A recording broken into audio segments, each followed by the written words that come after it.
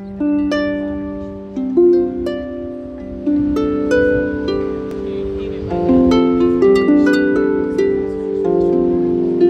thank you. I'm Baron Louis from the Mid-Realm, and I'm going to talk about the principles and techniques of the drop step and how we can apply that in fights. So I have prepared some video over the weekend because I am out of town for work, and hopefully this goes through okay. And I've got a couple of sections, so what I'm going to do is play some of the video and then stop after each of the sections, and then we can like talk and ask questions, and you know, we can work through that and then go on to the next section after that. So most of this, my apologies, is just all pre-recorded, but let's see how it goes from here. So let me share my screen and get my audio.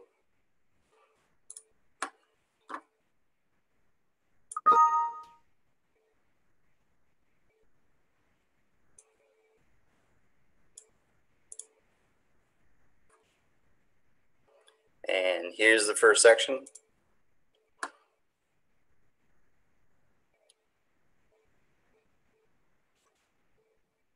Hi everyone, I'm Sir Louis from the Mid-Realm, and I'm going to talk about the drop step. We take a lot of inspiration in our sport from other sports, and we get a lot of footwork from boxing. And the drop step in boxing comes from Jack Dempsey, who made it popular back in the 20s as a world champion boxer for like 7 years. And what he would do is lean forward and put his weight on his front foot, and then without any preliminary movement, he would lift his foot and fall forward, which would give him more power and moving forward, and some speed moving forward, and less telegraphing, so the opponent couldn't tell he was moving yet as he was moving in with the punch. And he was renowned for having very hard hitting punches. So let's take a look at how we adapt that into our sport. And actually I'll give a demonstration so we can have a visual for how Jack Dempsey would do it. He would have his back foot, he would be on the ball of his foot, and on the front foot he would be leaning forward with, say, 90% of his weight on his front foot, and he would just lift his front foot up and step forward into it. So just before you lift your front foot up, there's no movement anywhere. I'm not pushing off the back. I'm just being balanced here, where I can almost take my foot off off the ground in the back, and without doing anything else, I just lift the foot and fall into it. Give another example of that. If you can picture my feet as a triangle, and my center is the top of the triangle, both feet is the bottom. If we have that triangle over top of the leg and it's more vertical like this, it will move slower forward. But if the triangle's got a steeper angle like this and is leaning more into it, it will move faster and with more force. So that's the basic idea. So now, how we can adapt that to our sport. So with a 1 foot forward stance, I'll describe all the basic motions. You can work this into however your stance is, but so we will kind of be on the balls of your feet. You don't have to lift your heels off the ground, but you don't have to be pressing on the ground with your heels. And the idea is, if you initiate the motion with your hips first and start letting your hips do the movement, and then take it a step. That is the basic of what we're calling the drop step. So again, as I start shifting forward, I can just take that step. And then I can do the same thing going backwards. As I start shifting backwards, at some point, I'm going to feel like I'm falling, and then I will catch. So as I'm going backwards, I can catch myself with that back step. Same with going forward. I can shift forward until I'm about to lose my balance, and then I can catch myself. Looking at it, doing sideways motion. If I am in my stance pointing forward and I want to go this way, normally I would like to step with this foot, because that's how most of the boxing footwork is done, is stepping with the foot that's closer in the direction you want to travel. And I would just lean my center over and then take the step. To compare that against what we typically do, most of the footwork that is used in our sport is push step motion. So back from the side view, push step would be more like, I want to go this way, so I'm going to push off the ground from this way to generate my motion. And the difference with this is I'm going to push energy into the ground. So what'll typically happen is you'll sink into it a little bit, and then you'll push forward. So you get two motions there. You get a little bit of a motion while you're putting that weight onto that foot, so you can push off of it. That extra motion costs time, and it also telegraphs a little bit. So we can take that away by not pushing into the ground, and we can use both feet to move forward a little bit to get your center starting to move, and then you can take that step. And it's a lot quicker from the front. If we watch from the front, if I do a push step, basically I'm going to load up my foot and push. But now, if I just do the drop step forward, I can start moving with both feet, shift my hips forward a little bit, and step. And it's a more direct motion. It gets you moving faster earlier. You're not putting time into loading a foot. You're just starting to move and then continuing to move instead of loading, waiting, and moving. Even though that's all happens fairly quick, it makes a difference in a fight. So I'll go through all the different directions and from the different views, so we can understand that better. So again, the forward motion is bend your knees a little bit, and imagine your center is like sliding, and you want to not have this like bounce in you with your center of your core, and you just want to slide. So I can slide forward and then take that step. Same thing, I can go backwards, slide, and then take that step. On the side, I can slide forward and then take that step. Or I can slide backwards and then take that step back. Let me do the back again. Now to try to stay on the balls of my feet, sliding back and then take the step. And for moving side to side, we're gonna slide our hips this way and then catch ourselves. And then going the other direction, I'm gonna slide my hips this way and then catch myself.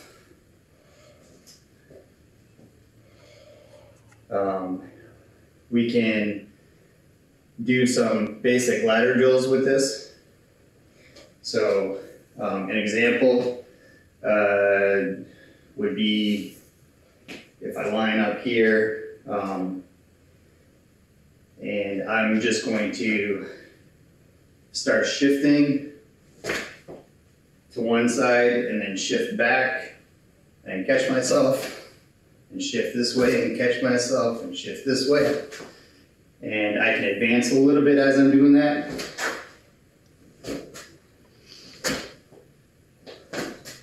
And we can do this going backwards. Just change a little bit the placement of the pressure on your feet. If you apply a little bit more on the balls of the feet and you try to shift sideways, you're gonna go diagonally forward a little bit. So if I go on the balls of my feet and I try to shift this way, I actually go a little bit under that diagonal. And if I go more toward my heels, or I shift my center more over top of that back foot, if you're thinking about the triangle from the front, then I'm going to go in that direction and go diagonally back. So I lean a little bit back and I start shifting my center into it, and then I fall that way.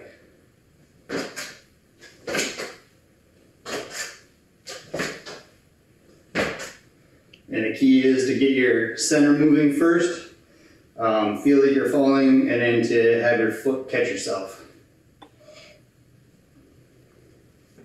Okay. All right.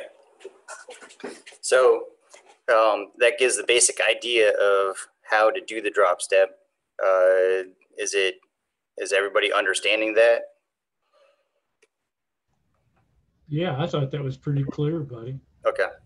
So basically, you're just letting gravity do the work. Right.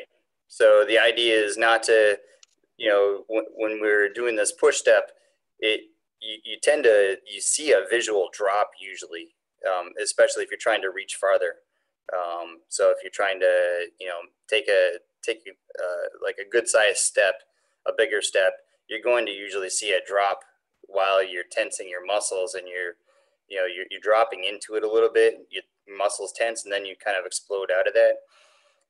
So the idea is to stay relaxed, let your hips and both of your feet are actually helping you start pushing your center into one direction, and then you just stay relaxed and slide into it, and then let your feet catch you as you're moving. It really conceals a lot of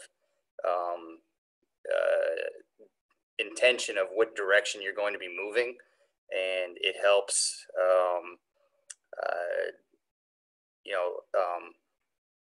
almost it helps give the idea you're going to go the opposite way. I have a couple questions, Lily, if you could help me out. Yeah.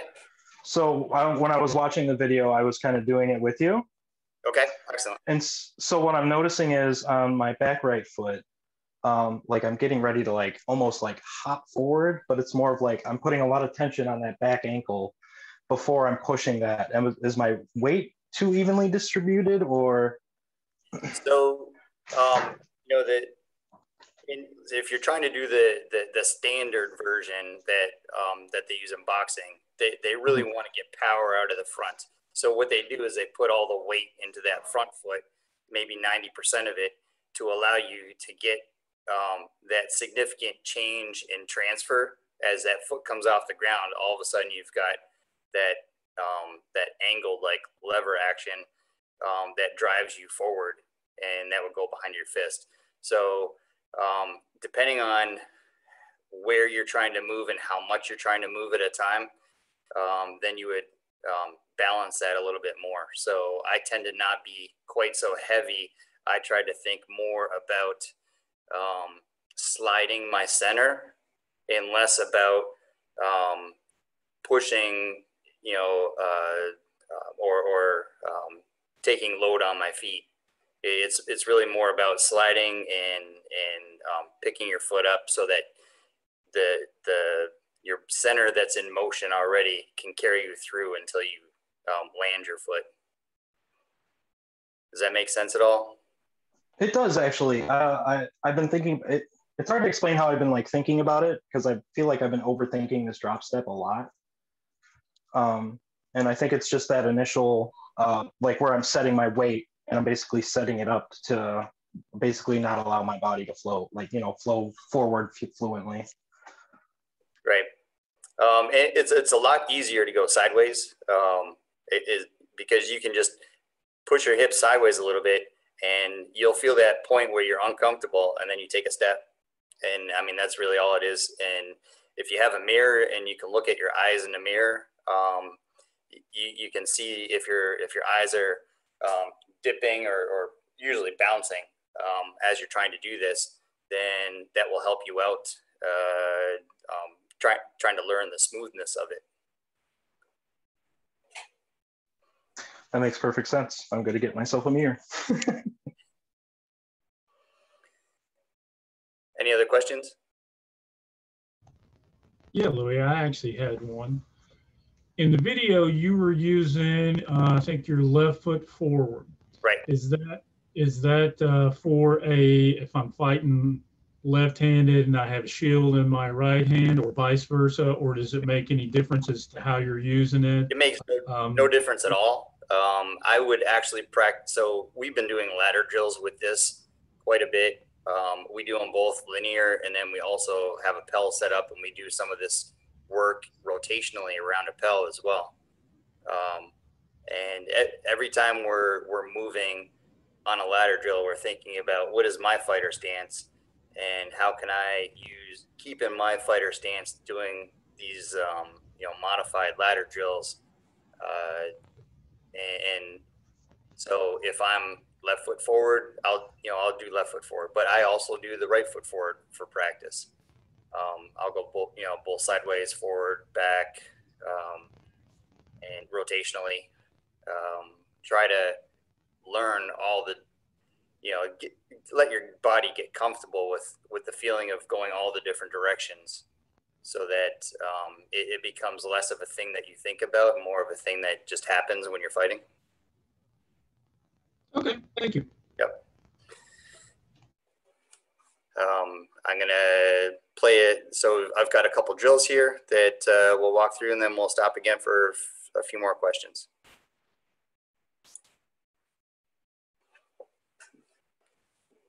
I'm going to show you a drill that you can use to work on the drop step at home using a simple ladder.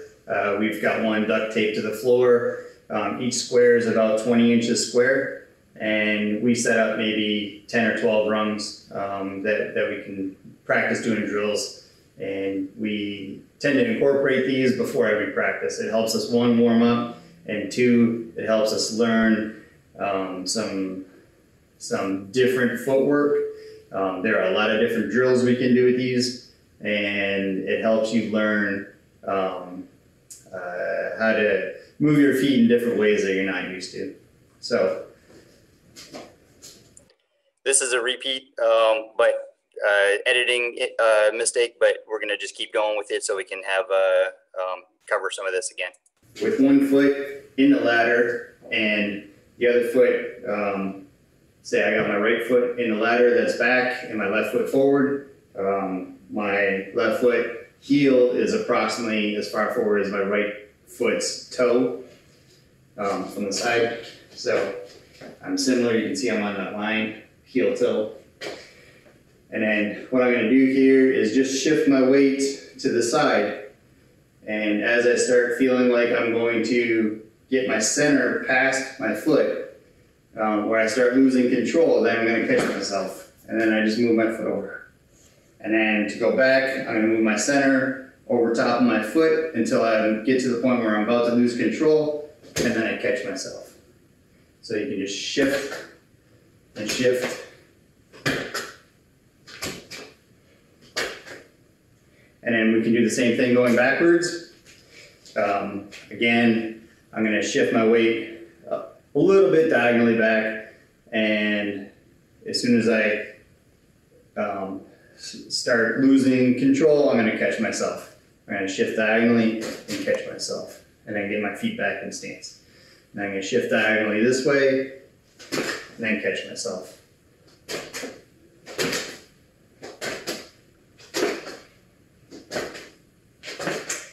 Okay. So the next one that we can add to this is trying to get a little bit more range. So back to how Jack Dempsey described it, you had this falling step, but he added this spring step to it, and we call this the push step. But basically, after you start falling, then you push off the ground to give you a little bit more range. So I'm going to step outside the ladder now, and I'm going to try not to end up inside the ladder. I'm going to just go from side to side. So I'm going to start leaning to my side, And as soon as I lose control, I'm gonna take that step to catch myself, but as soon as I take that step to catch myself, I'm gonna push off the ground. So it looks like this. And then if I go this direction, and if I go back this way, and back this way, and back this way.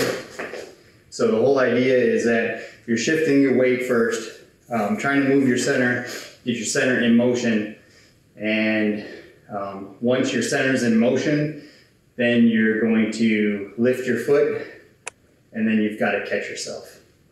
So we can do the same thing going backwards. I can get in my stance over here, and I can shift my weight, and then push off with this foot after I've already lifted the other foot.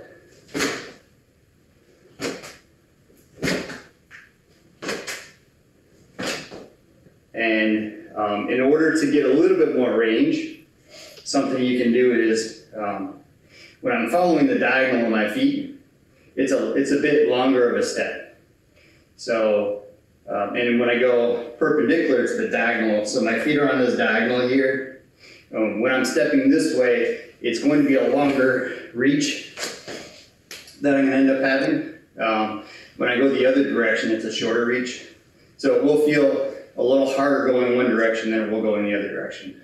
But if you sit into your stance a little bit and lower your hips a little bit down, keep your back nice and straight, and start shifting, pick your foot up, and then once your foot's off the ground, push with the other one, then you can get this movement happening. And the idea is to try to keep your core center sliding at the same height and not have your core bounce. So I don't want to have this where I'm hopping. I want to have this nice smooth transition where I'm shifting, lifting my foot, and then pushing. And then I can do the same going backwards.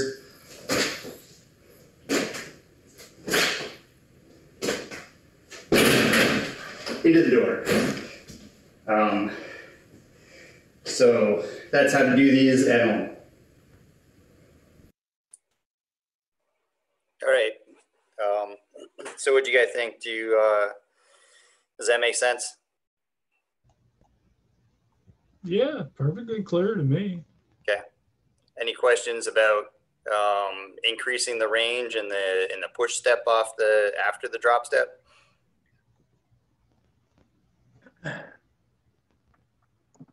Hey, Sir Louis. Yeah.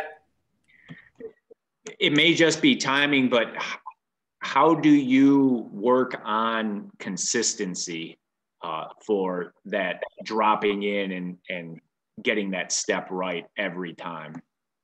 I would start smaller because the second one where I was doing the push step is a lot more challenging. So I would start smaller and only do like side steps that are like maybe 8 inches or something like that, maybe 6 to 10 inches. And just really, the key to that is repetition and practice and trying to be smooth. So if you know that you can focus on being smooth, and you can say have a mirror or something like that to identify, even without a mirror, you just stick a pole that's like eye height, in the distance in front of you, and look and have that pole between you and the wall, and you'll see if your height's changing based on the top of the pole moving with respect to the back wall.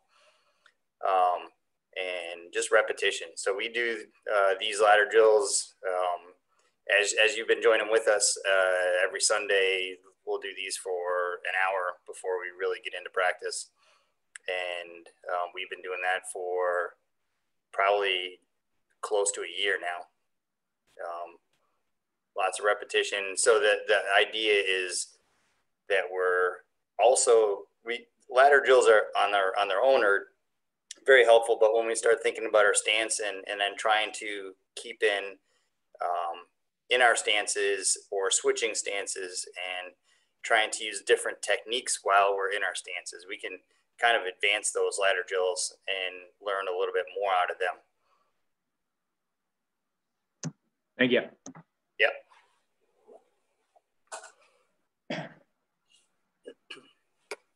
Any other questions?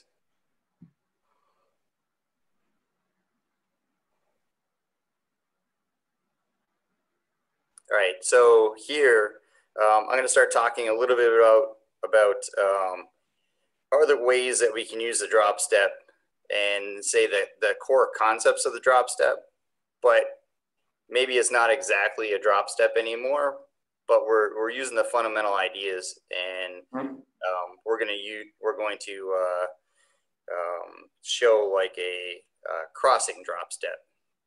So how we can take that principle of, I'm not going to just push and move somewhere. I'm going to slide my weight, catch myself, same idea, but we're going to do it differently. So let's take a look at that.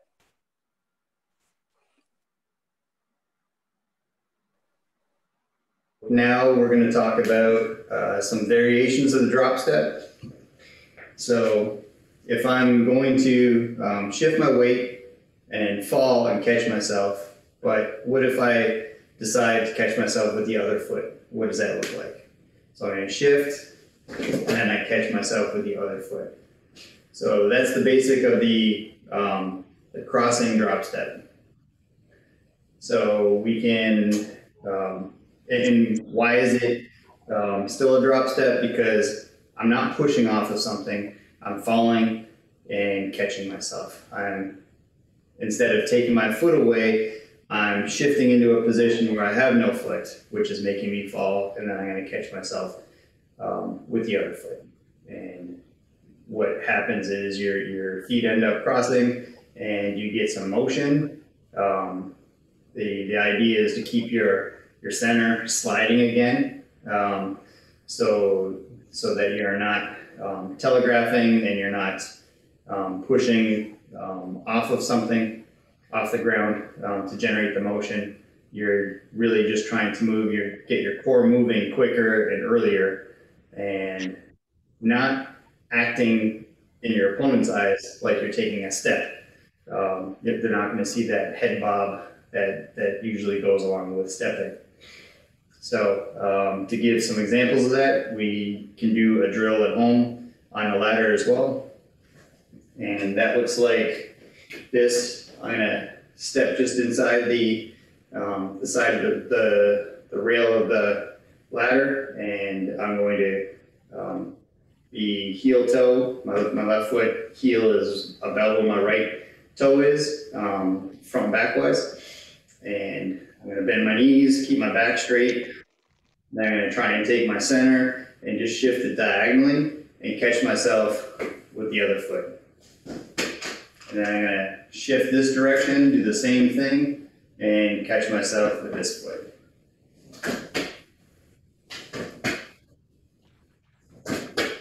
Okay, so I can also do that going backwards, and I'm going to shift my weight this way and then catch myself. And shift my weight this way and catch myself. Shift my weight this way, catch myself, shift my weight this way, catch myself.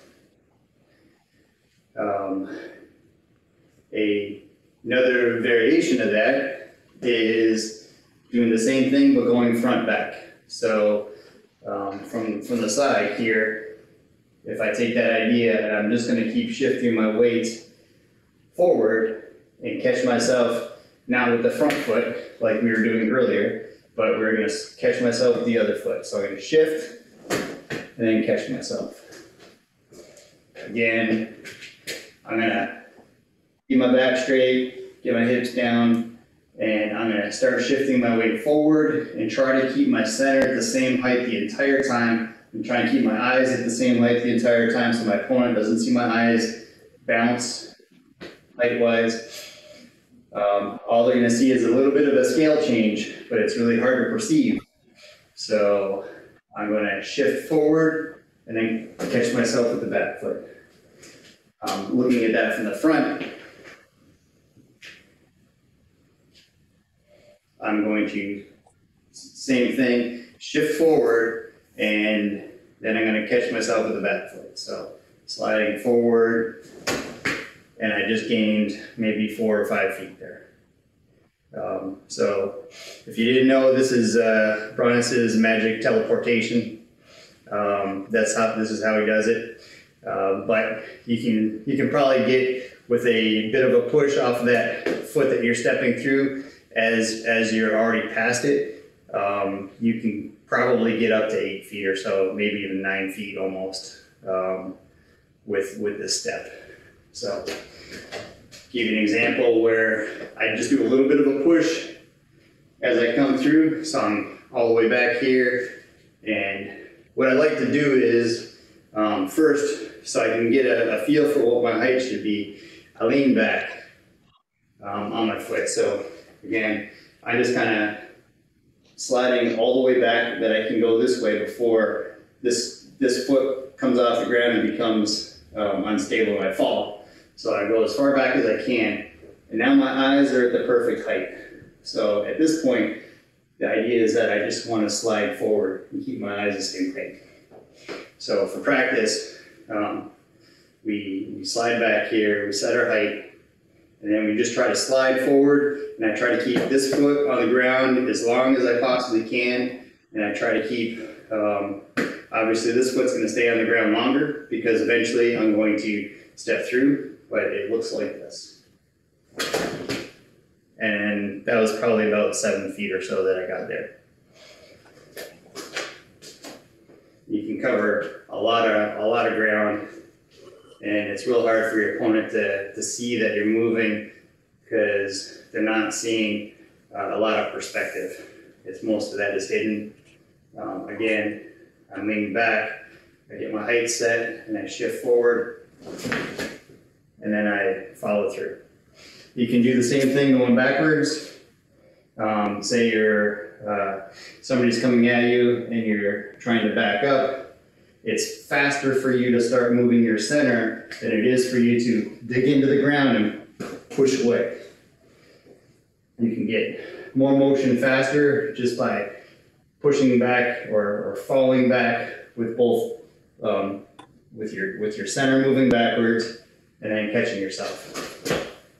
Right, so walking is basically a controlled fall, and you can go backwards by falling but constantly catching yourself. So you could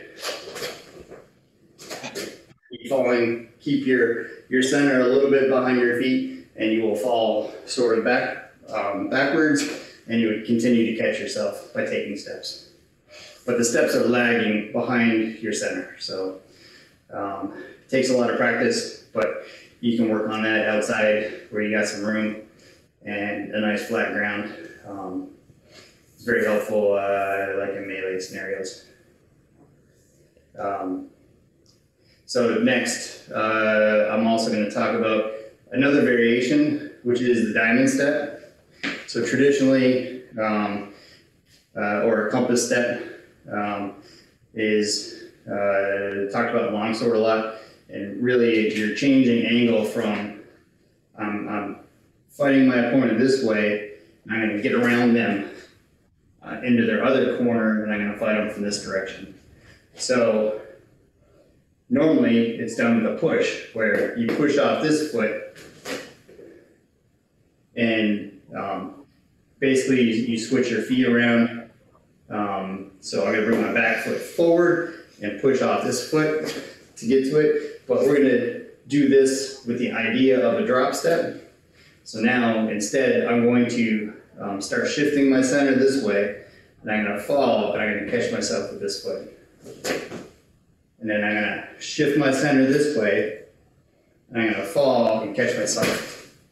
So, and the idea is to try to keep your center moving smooth if you can. Stay at the same height.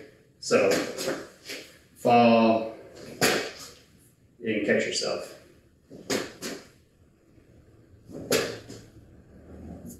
Okay. All right.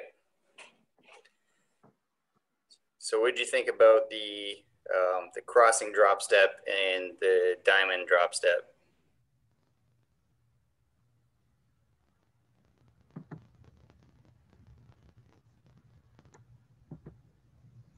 I like them, Louis. I can see, how you would use them. I'm still trying to integrate. I would think it would take a little bit of time for you to integrate that with maybe a technique that you add or how you're going to utilize that. But I can see certainly when you're basically talking camouflage and a movement. I'm making ground without you knowing that that's exactly what I'm going to do, and you can apply that to a bunch of different things, right?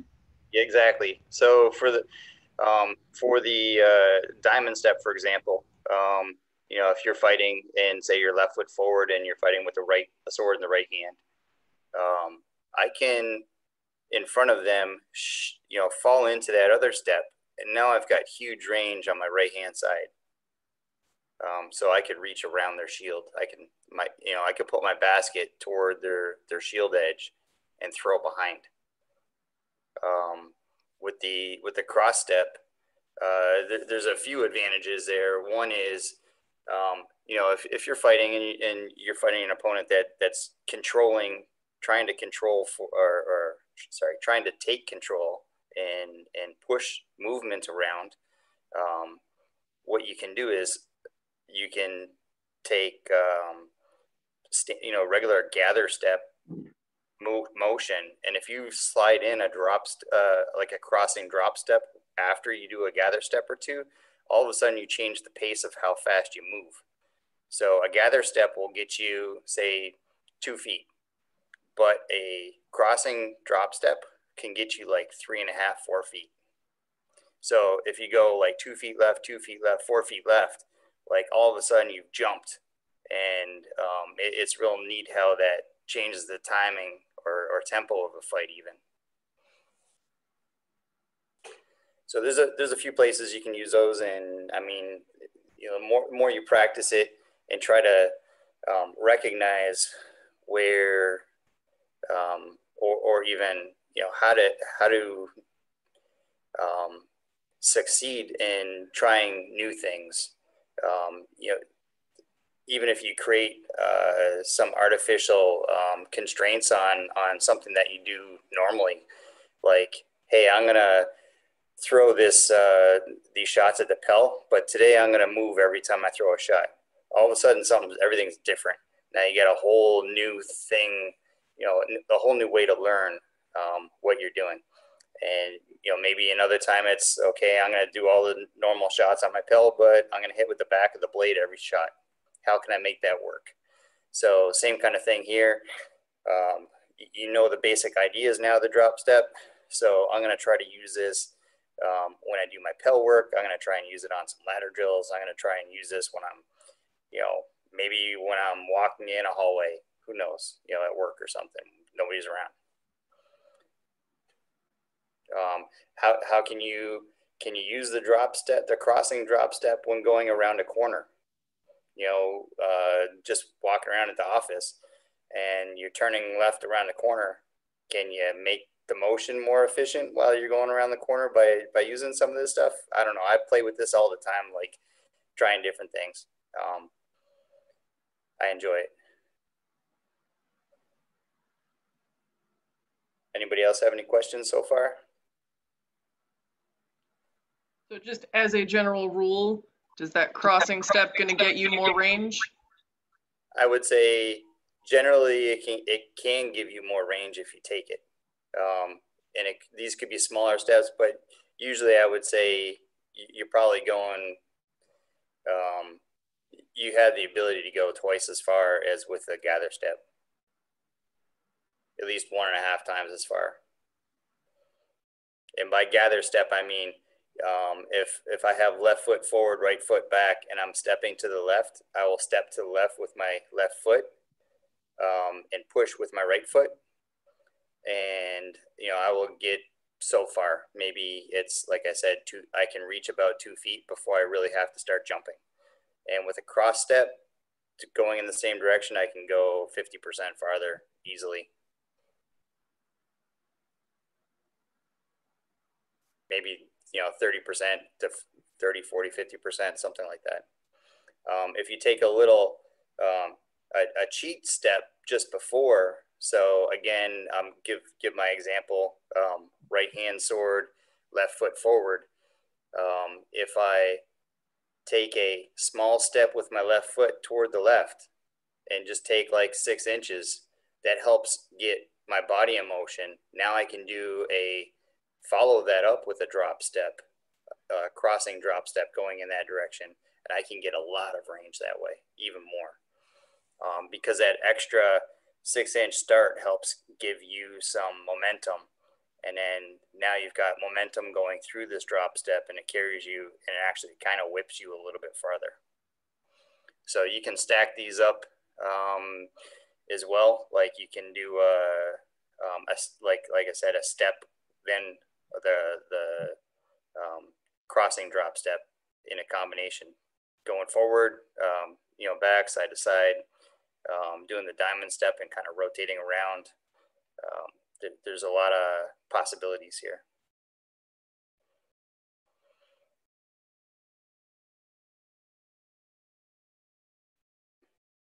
All right, I'm going to go on to the next section. I've just got an example or two here, and then we will have some questions and maybe a discussion, and then wrap up.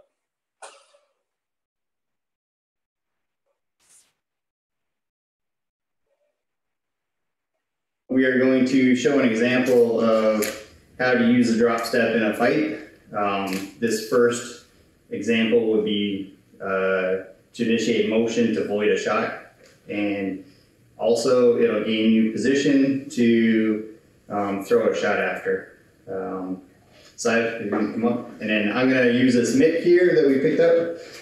We do a lot of walking and striking drills with it. Helpful. This way I can put a target up that she's throwing at and not be confused about me trying to block with a sword and what am I doing with my sword. So I'm going to do a drop step to my left to void the shot, but first I'm going to show what it looks like with a push step. So I'm going to push off of my right foot to move left. And like I was explaining before, usually in most of our typical footwork, we would kind of put some weight into that foot before we move. So it takes up a little bit of time. So here's what that looks like.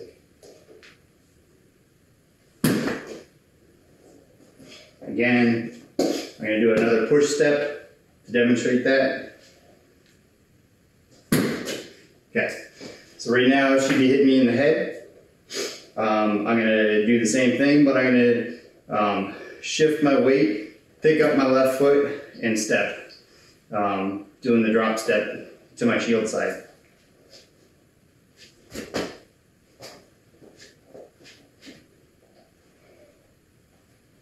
Sorry, go ahead.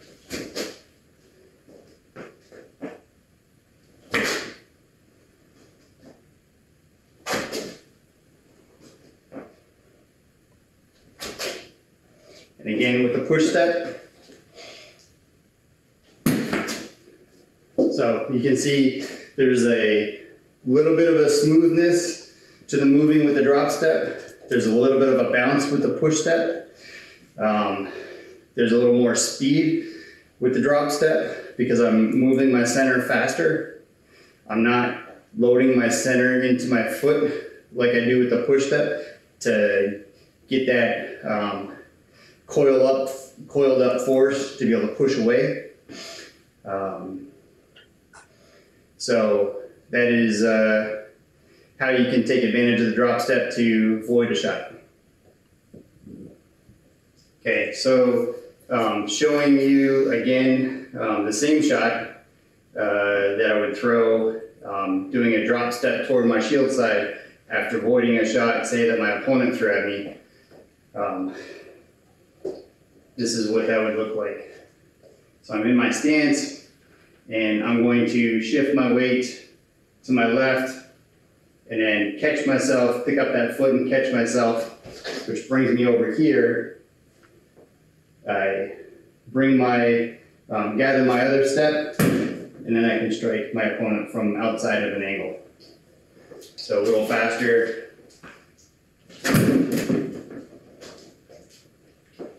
drop step to the left.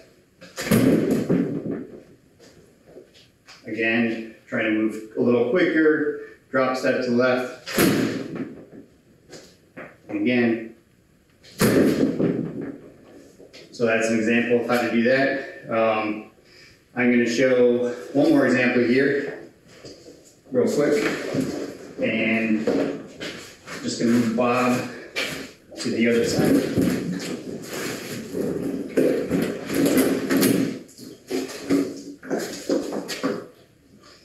And using the diamond step that we talked about earlier, I can do a drop step into this corner, because right now if I'm here with my opponent and I go to throw, say, a leg shot,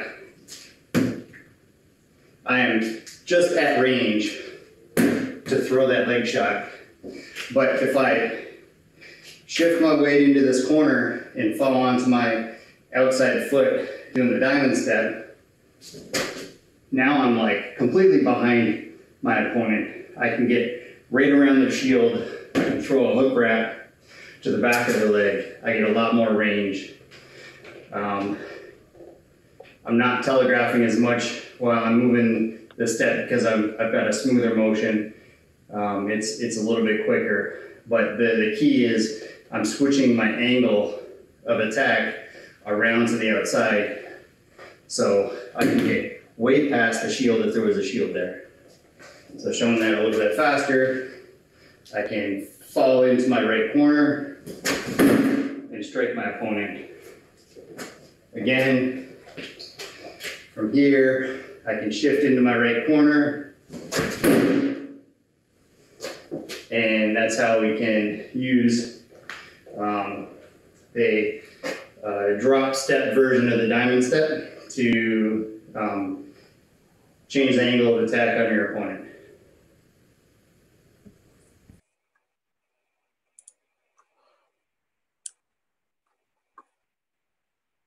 All right, so what'd you all think of that?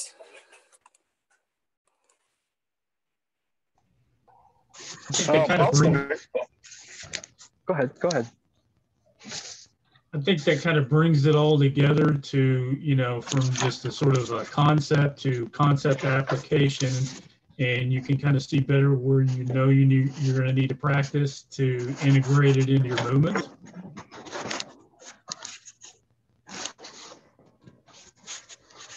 Siegfried? I liked it a lot. Like in the past 6 months we've been working on this. This has been the one thing that I've been having a lot of trouble with, and it's extremely frustrating. So I hope this video is like somewhere out there that I can refer back to, so I can start. This is recorded, so we're good. Awesome. Sweet. That makes me super excited. I have a question for you. How long did it take of you, training with this to get you to a point where you felt comfortable, throwing this shot? Well, not shot, but using this movement in your repertoire, if you will. So I think the first time I really started learning this was from His Grace Rombalder, and not really understanding it, but getting the point of shifting the hips and taking the step, and with that, focusing on trying to keep the head movement. We would stand in front of the mirror, at the church where we practice in the basement in the winter, and work on this kind of as a group, and at the fencing club too. And when you're incorporating into a fight, I hadn't really focused on that for maybe the first 7 or 8 years. I've been fighting for like 9 years now. But after we started, moving into the crossing drop step and some other variations of it, we've really, this past year, we've been really trying to incorporate this a lot into our footwork. It used to be mostly moving around, just taking basically step gathers for everything. And now we're working on adding a lot more of this. The crossing drop step is really what gets tied into my footwork a lot lately. So that's where my focus is. I know traditionally people say never cross your feet, but we've been, we took something and started working with it and learn to work with it and get more success out of it. So we'll see where it goes. Wow, thank you. Yeah, it's surprising to hear, 8 years before you started implementing it. And that's also a very scary number. A little bit, but, we weren't focusing on that at all. So really, I think you do a couple of months of ladder drills, and I think you'll understand it and start getting comfortable with it. And I think, within 6 months, you'll have some good effects out of it in your fight. Roger that. Thank you so much. Yep. Do we have any other questions?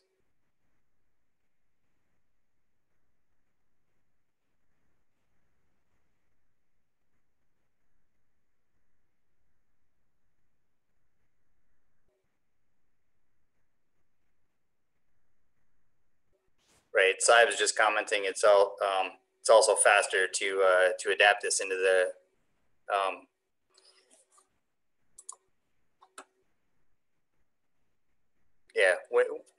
so if you haven't learned other bad habits, we get new fighters that start all the time and they just pick up all the new stuff like right away.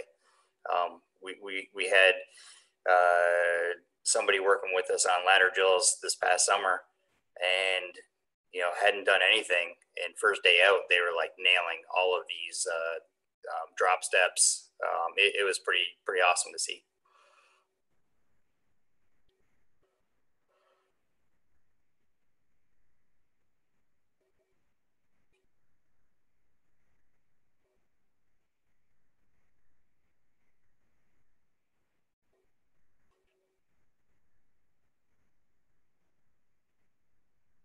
Any other questions here?